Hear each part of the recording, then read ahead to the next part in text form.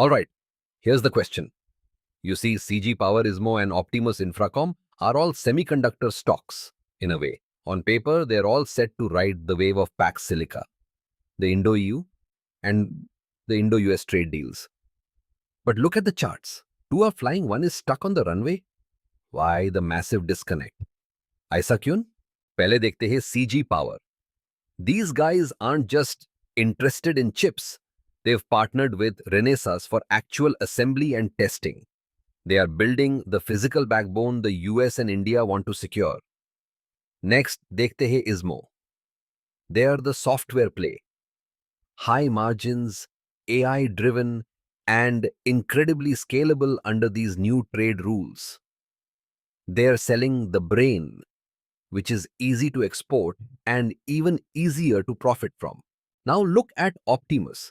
People see electronics and think chips. But Optimus is primarily a distributor and assembler. They are the guys putting the parts together, not the ones designing the silicon. So Bhaiya ji, in the world of Pax Silica, the big money goes to the IP owners and the fabricators. Optimus may have its own business model and may do well, but it is playing a high volume, low margin game and the market knows it. कुछ समझे क्या?